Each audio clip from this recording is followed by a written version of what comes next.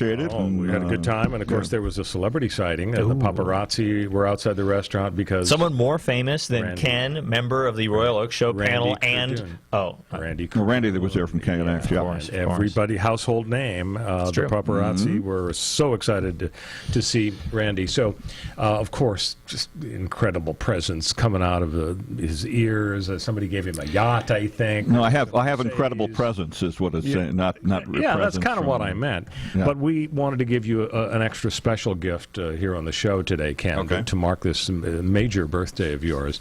Of course, over the last 75 shows, repeatedly, there's been a theme, and that's Ken Jeffries. The issue, is he, in fact, in the Witness Protection Program or not? And, of course, being in the Witness Protection Program or not, one can't just disclose whether you are or not, so you might have to keep it under wraps if it's the truth. Well, I won't tell the soul, then. The origin of it was, I thought, with my twisted sense of humor, several shows back, I thought it would be fun to start the show by asking Ken, while he's on television here, is it true, Ken, that you're still in the Witness Protection Program? Which would defeat the purpose. Joke. Now, the problem is, Ken, he knows from television that there's some bad people in the Witness Protection Program. True. So he wanted to make it clear. I watch SVU regularly. I know about these blue bloods. Yeah, to the viewers, whether he was or not. Well, here we're going to settle it once and for all, because here's the extra present for Ken, and I don't know if you can see this on the TV. Oh, my God. But it is an ID card, and it saith, Ken Jeffries, participant, Witness Protection Program. So now there can be no doubt,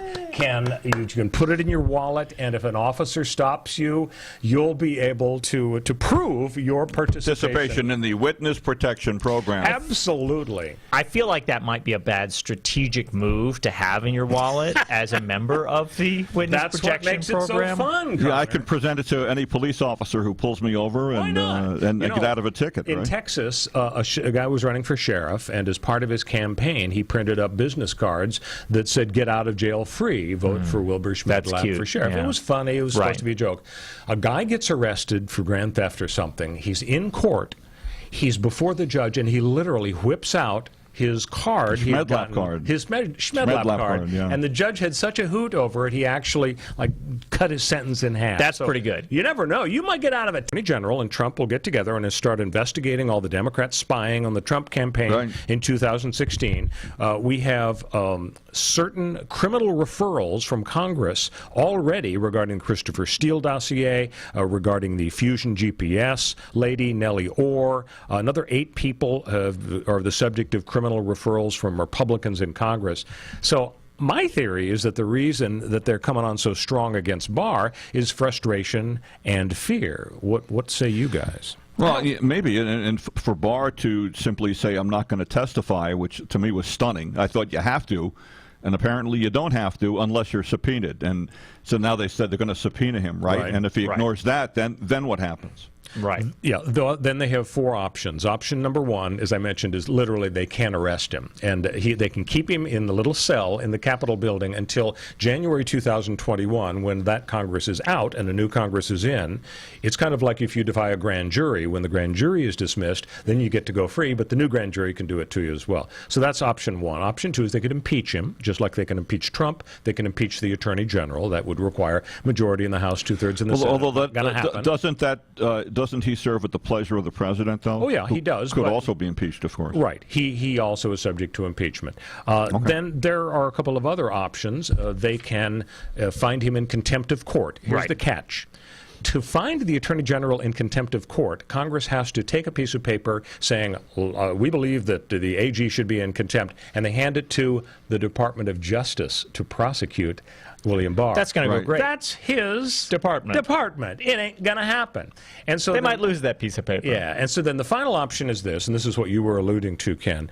They can issue a subpoena, and if he defies the subpoena, then they go to court and they say, Your Honor, he defied the subpoena. We think you should find him in contempt of the subpoena, order him to show up or be imprisoned. Right. So that's the way. But the problem is, the most likely outcome. But that could take months or even years, and so they really don't have a good series of options. What Barr was unhappy about in terms of testifying before the House Judiciary Committee was that the House Judiciary Committee wanted him to be questioned by some lawyers, staff members that they had, and so the Democrats are able to say, oh, look at this, rubber chicken we're holding up. Cluck, cluck. He's afraid to be questioned by our attorneys. His answer was, actually, never in the history of Congress have you had anybody but members of Congress question people in this committee context. In an impeachment context, yes, you hire out the Sharpie lawyers. So they each have their arguments, but maybe Barr did look like he was afraid to be confronted by also lawyers. Kamala Harris with her questioning of him. Yeah, she really took him down. And so that could be too. But. Yeah, I think you're right that that Barr had some grounds to object because they wanted to question him with an attorney. Now, I don't think those are good grounds. I think that he should have shown up and testified, but at least he had something to back out on and say, well, you shouldn't be able to do that. But is that going to persuade the public? Does the public actually care that he says, oh, well, this is unprecedented? I think the public generally thinks our situation currently is unprecedented. I don't think that they're really going to be swayed by the idea that, oh, the Democrats are acting out of the ordinary. Well, Trump, as we've discussed, is constantly acting out of the ordinary, and even his most ardent supporters have to admit, well, when you send a disruptor to Washington, things are going to get disrupted. They're going to be different than they've been in the past, and that's okay. It was a wild week. I mean, Kamala Harris did make some progress because she got Barr to admit that he didn't review the underlying material. Yeah, huge. In his defense, there were tens of thousands of pages, and traditionally the Attorney General is not going to spend his time in a giant bin of those documents. When we come back, should we move last call to 4 a.m.? CRN with the Royal Oak Show. Were you scammed into signing a timeshare contract? And did you miss the part that said you have to pay for your great idea? Not only for the rest of your life, but when you're not here anymore, you get to pass this turkey onto your family for them to pay for the rest of their lives. Thanks, Dad. Don't burden your family down the road, and don't be stuck with expensive timeshare payments forever. Get out of your bad idea timeshare contract guaranteed, or pay nothing. Call Resort Release today and learn for free how their timeshare exit team can help you legally exit your timeshare contract. They've helped thousands of people, and they're A+ rated with a BBB. So if you feel scammed, get mad and get out of your expensive timeshare contract right now, guaranteed. Call NOW. 800-716-9903. 800-716-9903. 800-716-9903. That's 800-716-9903. This is the entertainment answer. Why does singer Pitbull feel that the new film Ugly Dolls is so important for young kids today? We're living in a society that's all about instant gratification and perfection, which both of them don't exist. This movie is all about being a leader, it's about being unique, it's about being different. So when you take the word ugly and you break it down, it's really you gotta love yourself. And that's what I love about this movie and being able to be, ugly dog. Ugly Dolls, rated PG. For this entertainment answer, I'm Matt Mungle. Would you like to get some real answers to health problems? Would you like to feel good and look good and have great sex? Would you like to feel like you did when you were in your 20s? Well, if you're in your 20s, you should feel like you're 20, but let's assume you're not. Well, there's a show now. It's called the Dr. Mitch Show. And by the way, I'm Dr. Mitch. And every Tuesdays and Thursdays, 1 Eastern or 10 Pacific, or Sundays, 9 Eastern, 6 Pacific, you'll be able to get those answers just by calling in. So join me, Dr. Mitch Show, Channel 1, right here at CRN Talk. CRN listeners, when you come to Southern California, stop by a great restaurant, the Dresden Restaurant at 1760 North Vermont Avenue in Hollywood. Enjoy great entertainment, like the music of the legendary Marty and Elaine at the world-famous Dresden Restaurant. The Dresden was located. How frightened Chicken Barr was. He called him Chicken Barr. Chicken Barr. Apparently, there's some controversy because after he had fun for the cameras, sure enough, there's chicken in that bucket. He was eating it. And he was passing it out, and apparently he was passing the fried chicken out to a black congressman. Woman. And What happened? Nothing happened, and Nothing happened. TMZ tried to turn it into like this weird racial story where they're like, I'd seen on it someplace. TV, he handed a black woman a piece of chicken. Isn't that racist? Shut up, TMZ. Well, Can you what give it about- a rest once in your life? What does that even mean? He handed the chicken to everybody, and the fact that the black lady said, no, thank you, I don't want any chicken. I'm busy testifying in front of Congress. I don't want to be part of your political stunt. As though that's racist? Of him? Of her? What? Sounds like Not the that I have Fuzzy any strong Zeller opinion scandal. about Remember it. that a few years No, ago? what is it? What was Fuzzy? So He was a Zeller golfer. Is a golfer at the Masters. Mm-hmm. Tiger wins the Masters, and the following year, the tradition is the previous year's winner gets to decide the menu at the big Champions Dinner at the Masters. Okay. And so Fuzzy Zeller got in some trouble by saying, "Oh, Tiger Woods is going to pick the menu. Well, I guess we're going to be having fried chicken." Yeah, that's racist. So I guess that's kind of like what Steve Cohen. I think it's kind of did he double down and say opposite. watermelon? I'd say there's no relation at all Okay. between those things. One's Probably racist, not. one's So then not. the question is, did William Barr lie? Apparently, he got a letter or two from Mueller suggesting that the Back in four-page March. summary maybe March wasn't 27. totally accurate. And they spoke on the phone too. And then he spoke on the phone with Mueller personally for 15 minutes, right after he got that letter. And then Barr testifies in Congress, and they're asking him, hey, was there any problem expressed by the Mueller folks about your summary? Did Mueller approve of your characterization and he in says, the four-page summary? No, there really wasn't any problem. Well, no, he didn't say that. He said, I don't know. He said, I don't know if Robert Mueller approves of my four-page summary. And everybody listening said, well, what about the fact that you got a letter and then a phone call from him immediately afterwards? And we know the contents of the letter. We don't know the contents of the phone number, but a phone call. But we know the contents of the letter, and it says, you mischaracterized the context, the circumstance, and the substance of my report. Right. So obviously Barr has a problem with this, and obviously he knows that Mueller had a problem with this because we got the letter, and he called him on the phone right after. You think they talked about the weather? You think they talked about sports scores? Obviously they're talking about the report and how. How about those Nationals, huh? Yeah, Like exactly. What about Barr's attitude or answer, though, that, I got the letters, but then I talked with Bob. It calls him Bob. Bobby boy. And, we kind of worked it out. And basically, Bob said, what about more extensive summaries? Yeah. We're going back to the chicken here, aren't we?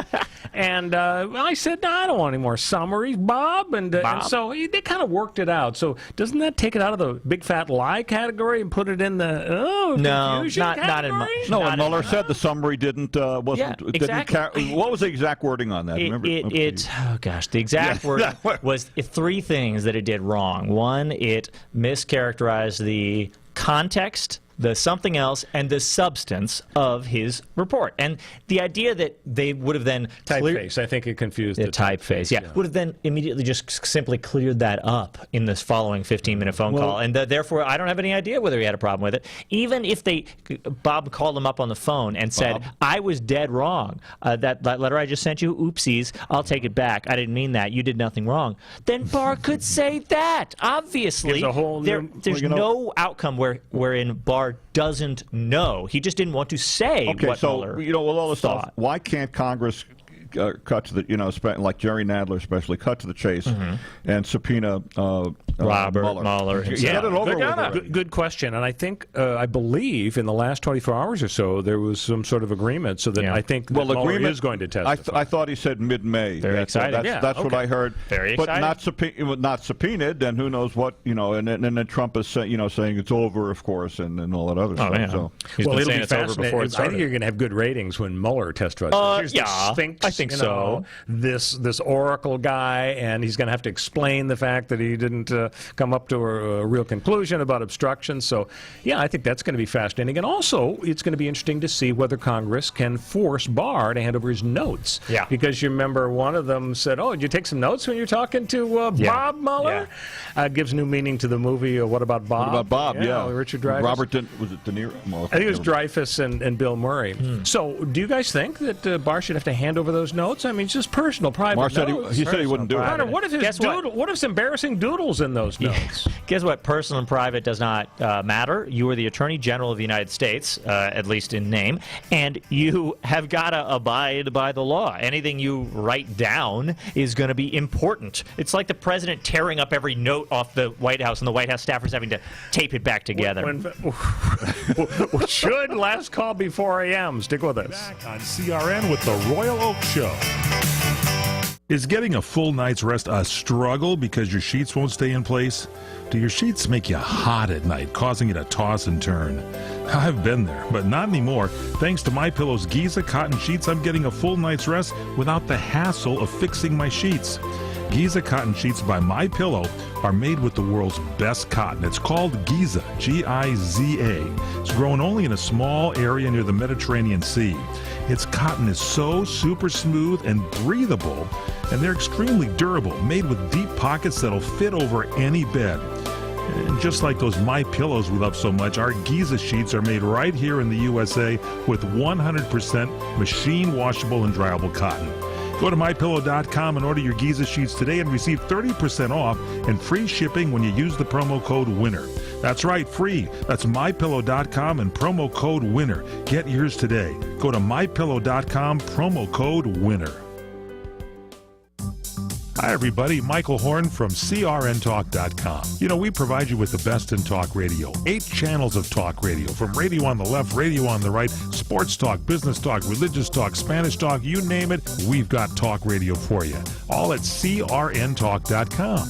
Well, now we'll bring you video as well as audio. That's right. Watch your favorite shows like The Robert Conrad Show, The Fred Dreyer Program, What's Cooking Today, What's Cooking on Wine, The Lounge, and so many other shows in video right at our website, CRNTalk.com. You can also watch us on Roku. Just search CRN Talk, and you can watch us on Roku on any TV anywhere in the world. Also on Facebook Live. Go to Facebook.com/CRN Digital Talk. Facebook.com/CRN Digital Talk. Roku, search CRN Talk. Check us out on Tiki Live and at CRNTalk.com. Video for you talk fans, all from CRN Talk.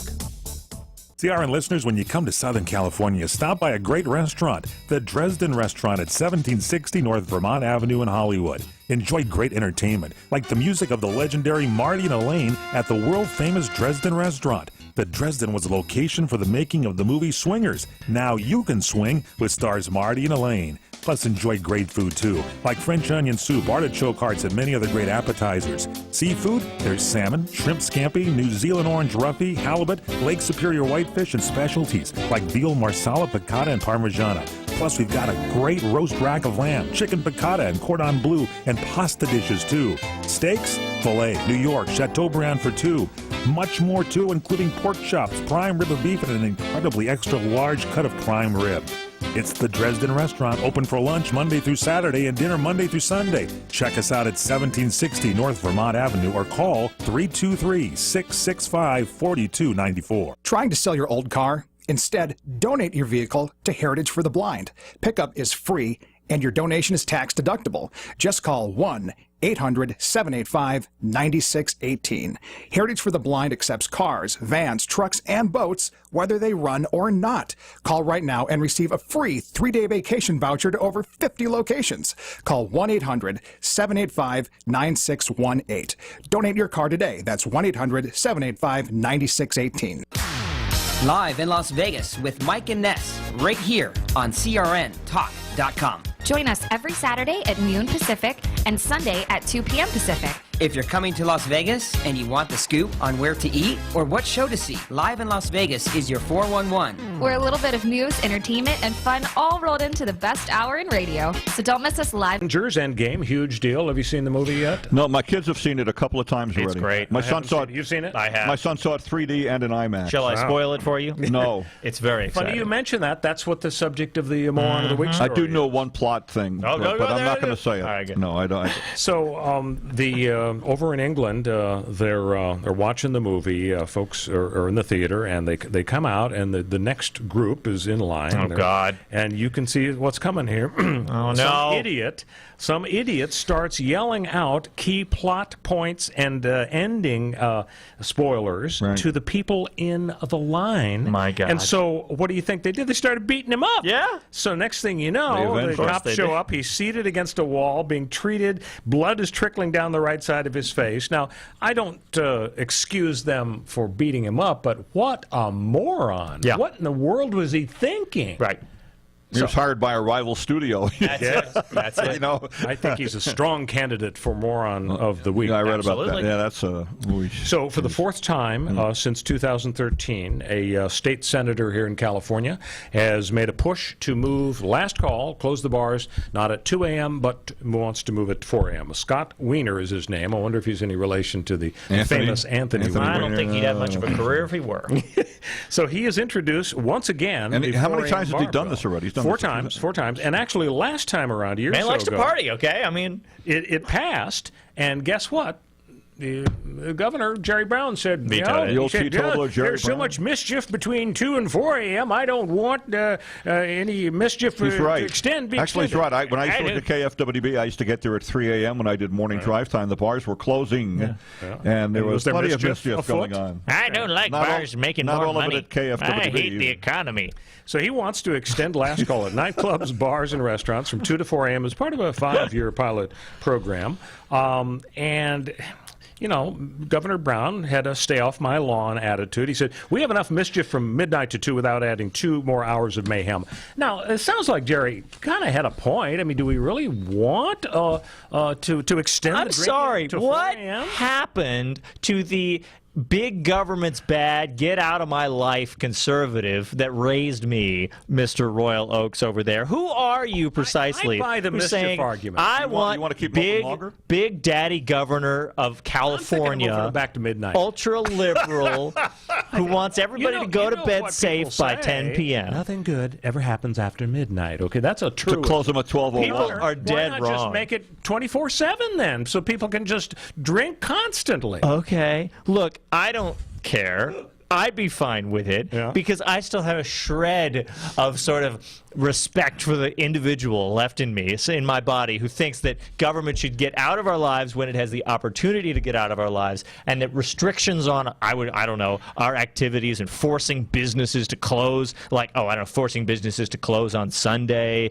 Should we go back to being a dry county just because we have 6 days of drinking? Why do you need 7 days? Why would you want to drink on the Lord's Day? I understand how you feel, but let me give you a couple of facts. All right, hit me. A 2013 meta-analysis of 40 years of research in alcohol serving hours concluded that extending alcohol sales for 2 or more hours increased the number of vehicle crashes, emergency room admissions, assaults and stops for drunk driving.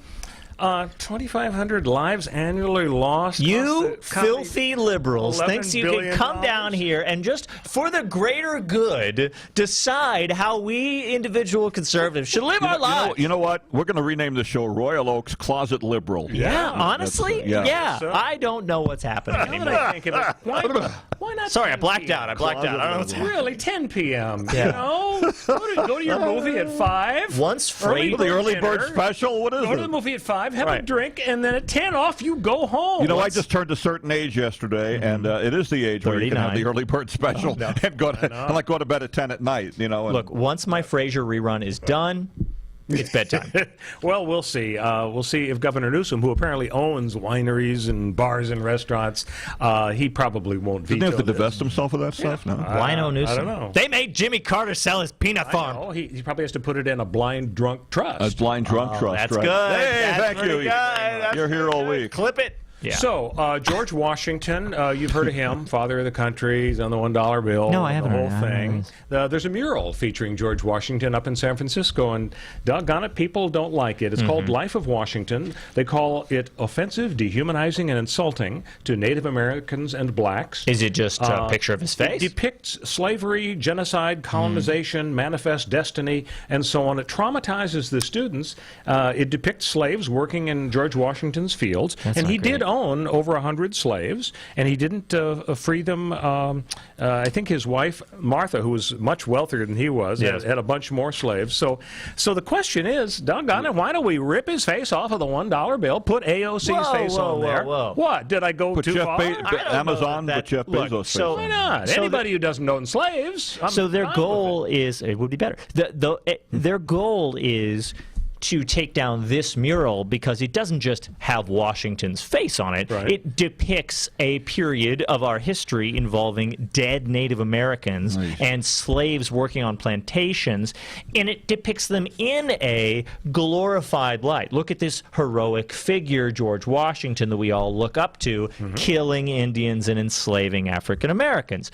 So is that the image that we want? Apart from the mural, you're okay with a slave owner being on the $1 bill? I mean, I think that it would be not an unrealistic possibility that will change in the near future, and I'm not morally against the idea of changing with the times and putting somebody else on a bill. AOC's face on the bill is ridiculous. Liz Warren, I think. Yeah, Liz Warren, right. Why so not? She, of course, being part Native American, would be so much more less than the average American. Yeah, but still, she's got. Was there a more boneheaded? Is she on Moron of the Year for that stunt? The idea that she would try and pull that out.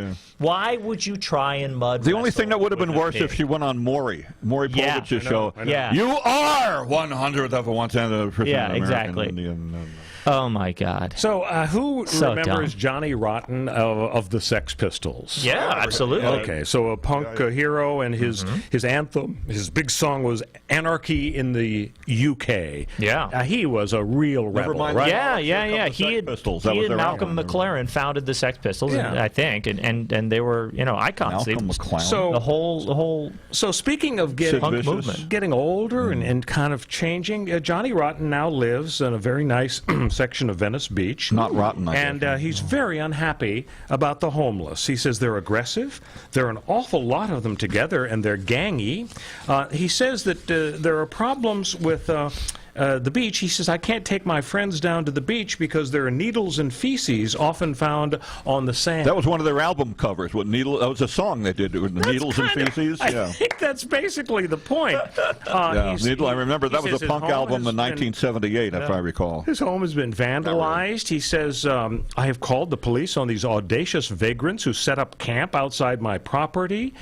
His publishing heiress wife is struggling to cope with the scourge of the homeless living nearby. Difficult. So you think maybe Johnny Rotten has sort of changed his approach to the whole idea of anarchy in the UK? Anarchy in the UK. Well, in the UK it's fine, but not in the US where he lives now. Look, this is a perfect example of how getting old and rich ruins everything, and people should never do it. We should all die at 30. Oh God, I have about 4 months left.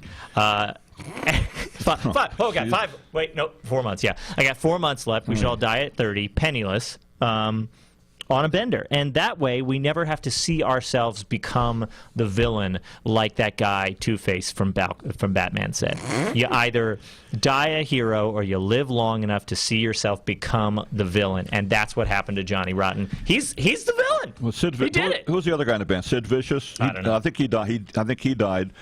And it was a third. You said McLaren was another guy? Malcolm McLaren was one of McLaren? Yeah, he's this British, also obviously British. I keep thinking of Marshall McLuhan, but that's totally a different person. A little different. 15 minutes of fame. Yeah. So we've back-ended our Moron of the Week feature here. I want to give you now the second candidate. And the second candidate is the people who responded to the American Bar Association survey of civic literacy. I want to give you some of the questions and answers and tell you what some of the people said.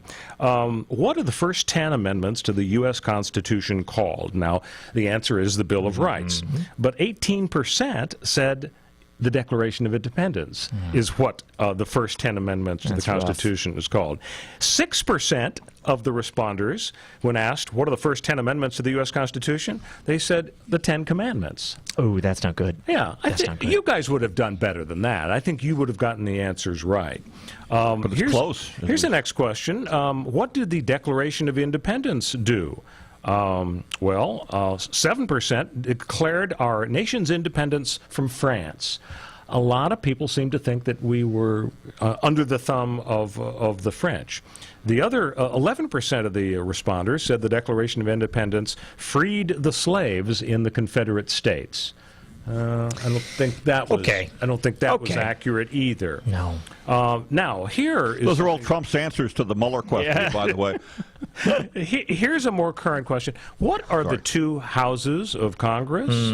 What are the two houses of Congress? 3% felt that the president and the Supreme Court were the two houses of Congress. My problem with these questions is, yes, the American public is generally civilly illiterate, societally inept, historically incompetent. But I'll tell you what, a lot of these questions are basically definitional. Trick questions? They're questions about the definitions of historical, legal, political terms, like what's a house of government, or what are the Ten Commandments of Love amendments called. We're looking for the name Bill of Rights. Like, how is the average person off the street going to dredge up? They're busy at work, and their boss is breathing down their neck, and their wife wants to leave them, and their kids are lame, and their dog wants to bite them. Sounds like a lyrics to a country song. Yeah, exactly. And I spilled barbecue on my white T-shirt, and it's terrible. And everything teach you not to wear a brown T-shirt. And somebody asks you a survey about the name of the amendments, and you're like, gosh darn it, I'm an American,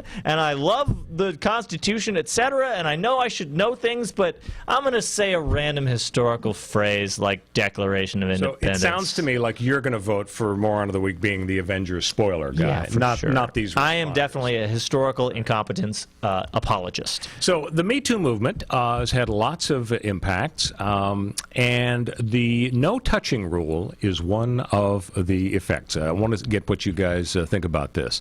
They have come up with a concept to get rid of sexual harassment on the job.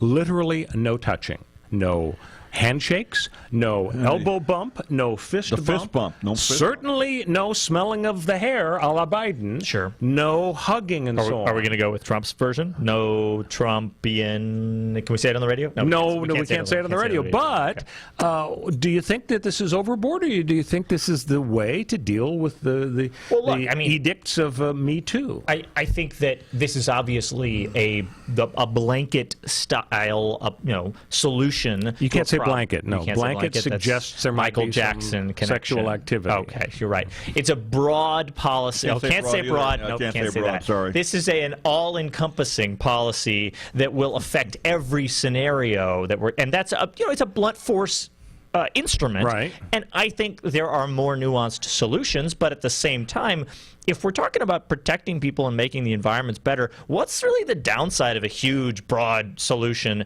that has a lot of false positives? Can't say that either. Huge broad, by the way. You got to be more careful. I do. It's 2019. So really, what are we losing? We're losing the fact that bosses can come up behind people and massage their shoulders in an encouraging, team-building sort of way. Oh, wait, this is a workplace. I can't do that. Does it matter? Is it a big deal if we can't? If bosses are like, oh, dang, is it a big deal that I can't touch my secretary? No, I don't touch my secretary right now. Lower, please, okay? Yeah. He needs a little pain. Okay, so I high-five my secretary sometimes. If my boss said, new policy at this company, no touching. I had a boss that high-fived everybody, and I liked that. I thought that was a great idea. Seriously. And it's nice. Put people in a good mood and all of that. Would I care if it was banned? This is a shocking survey here. Total Jobs did a survey, their HR people. 3 out of 4 people want a complete ban on physical contact in the workplace, according to this survey. Yeah, I'm in. They said the hugs are out. The hugs are too personal, certainly. Well, hugs, I think hugs are kind of, better safe than sorry, But, smelling hair, there's really nothing wrong with smelling hair. There's nothing on that ban that says Biden can't sniff. No. So there is such incredibly good news here.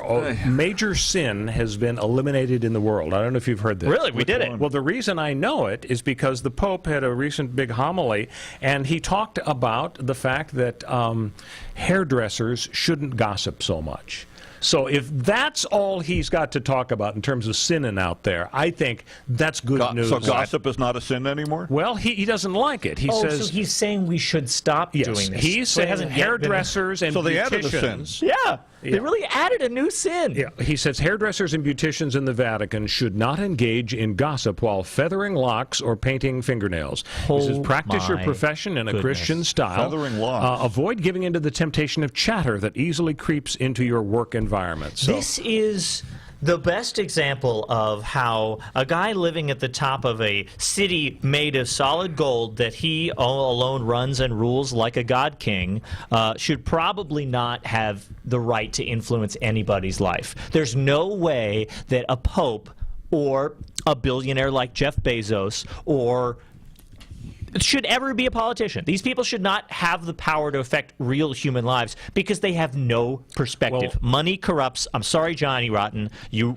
are ruined. I'm sorry, Mr. Pope. You have no judgment. You are ruined. well, if you feel that way, then you're going to love this, Connor. The Pope said cosmetologists should be guided by their patron saint, Peruvian Martino de Porres, a 16th century barber surgeon whose miracles included levitation, being in two places at once, instant cures, and an ability to communicate with animals. Wow! First, Ken, tell me the truth. Did you know that beauticians had a patron saint? No, I didn't. As long as it wasn't Sweeney Todd, the murderous barber. That's right. And did you have any idea that this guy, levitation, he was in two places at once? Isn't that like a physical particle thing? Violation of a concept, physical concept, sure. Well, these are the problems facing the world today. He's also the patron saint of mixed-race people, innkeeper, and public health workers. When we come back, we're each going to have our rants of the week on the Royal Oak Show. Stay with us. We'll be back on CRN with the Royal Oak Show. 1 in 4 women will experience domestic violence in her lifetime. And while most people only think of the physical effects, there's something else that occurs in 98% of all cases. Vicki Dingus, Senior Vice President, Corporate Responsibility at Allstate. Financial abuse is an invisible weapon used by abusers to control their victims. It's the number one reason women stay in or return to abusive relationships. When denied access to money, banks, even jobs, women feel powerless to care for themselves and their children. Despite the major role financial abuse plays in domestic violence cases, local domestic violence programs strain to provide financial services to survivors. That's why the Allstate Foundation developed a curriculum 10 years ago to help domestic violence survivors regain their financial independence. The Allstate Foundation's Moving Ahead curriculum has helped nearly 800,000 survivors rebuild their lives. It's free and available online and through domestic violence programs across the country. For more information or to get help, visit the Allstate Foundation's website, purplepurse.com. Hi, everybody. Michael Horn from CRNTalk.com. We provide you with the best in talk radio. 8 channels of talk radio, from radio on the left, radio on the right, sports talk, business talk, religious talk, Spanish talk, you name it, we've got talk radio for you. All at CRNTalk.com. Well, now we'll bring you video as well as audio. That's right. Watch your favorite shows like The Robert Conrad Show, The Fred Dreyer Program, What's Cooking Today, What's Cooking on Wine, The Lounge, and so many other shows in video right at our website, CRNTalk.com. You can also watch us on Roku. Just search CRN Talk, and you can watch us on Roku on any TV anywhere in the world. Also on Facebook Live. Go to Facebook.com/CRN Digital Talk. Facebook.com/CRN Digital Talk. Roku, search CRN Talk. Check us out on Tiki Live and at CRNTalk.com. Video for you talk fans, all from CRN Talk.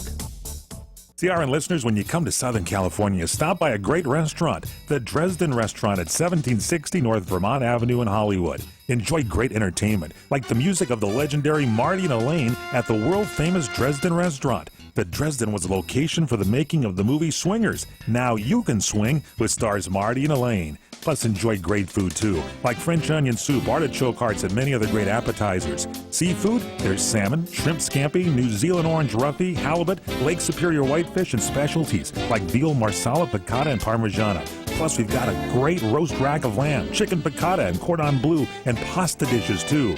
Steaks, filet, New York, Chateaubriand for 2. Much more, too, including pork chops, prime rib of beef, and an incredibly extra large cut of prime rib.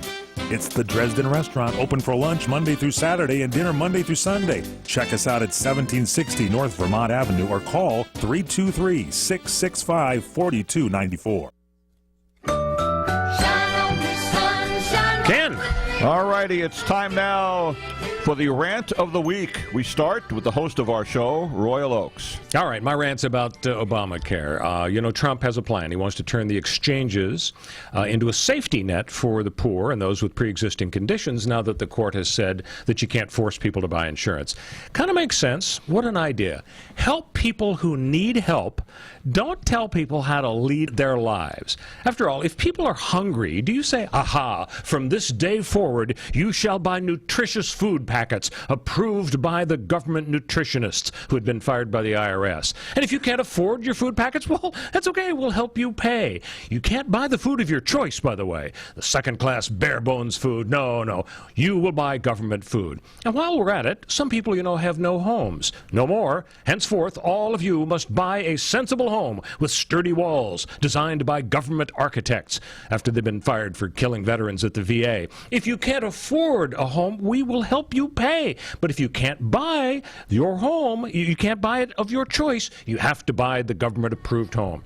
And finally, if people have high medical bills, from this day forward, you shall buy health insurance policies designed by government actuaries fired by the DMV. If you can't afford, we'll help you pay, but you can't buy the policy of your choice. That would be substandard insurance. Oops, that's what Obamacare was before the court said the government can't force you to buy insurance. So the lesson is clear.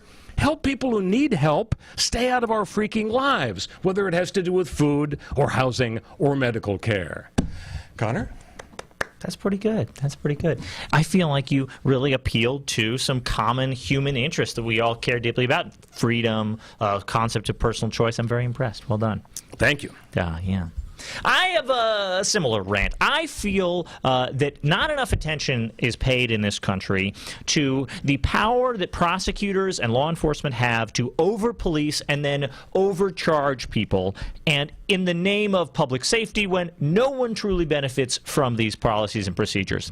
Specifically, the Manhattan DA pledged last year not to prosecute subway fare evasion cases, but that doesn't mean that individual ADAs or the DA himself might not go back on that decision. For example, an ADA in Manhattan just this week requested 60 days of jail time on a turnstile jumping case, and then when the plea deal was rejected by the defendant, requested the judge to set bail.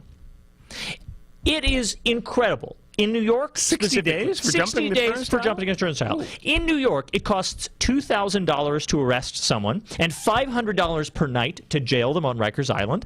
And if someone is sentenced to 60 days in jail because they didn't pay a $2.75 subway fare, it costs the city of New York $22,000 to put them in jail for 60 days. And that, of course, is based on a calculation that they will only serve 2/3 of that, 40 days, because everybody basically gets out with 2/3 of their sentence. This is an unbelievable, incredible violation of social norms and the human rights idea that the punishment should fit the crime. And it's also a massive waste of time and money that our states and our governments generally do not have. And it is because cops and prosecutors are obsessed with getting the highest possible number of convictions and the highest possible number of plea deals locked in and the longest possible sentences. That's how you get raises. And that's how you get raises, and that is the problem. And we absolutely need to come in and we need to say, cool it. Over-policing is a major problem, and it ruins people's lives. This guy did 60 days or maybe 40 days in jail for a turnstile jump, $2.75. Are you kidding me? His life is effectively ruined. It's going to be on his record forever. Excellent rant, I have to say. I think we should leave folks with a mystery, and maybe you know the answer, Ken. Kellyanne Conway, spokesman for the president, her husband is George Conway. He has a nickname for Donald Trump, Deranged Donald. Yeah. How does she keep her job? What is she doing for Trump? Trump of all people doesn't fire her when her husband calls him Deranged Donald? Look, do you have a theory, Ken? I have no theory at all on this. My theory is he's desperate to find anybody who will be as vociferously pro-Trump as she is, and he's got no other choices. What is he going to do, fire his biggest fan? I got to say, she looks darn good on television. Ladies and gentlemen, again, happy birthday to the birthday boy, Ken Jeffries. See you all next week on the Royal Oak Show. Which was most appropriate because that was your theme. Are you tired of hearing your favorite talk radio show sound like this? What if you could hear your favorite shows in crystal clear, high-definition digital sound? Well, with CRN Digital Talk Radio's 6 channels of high definition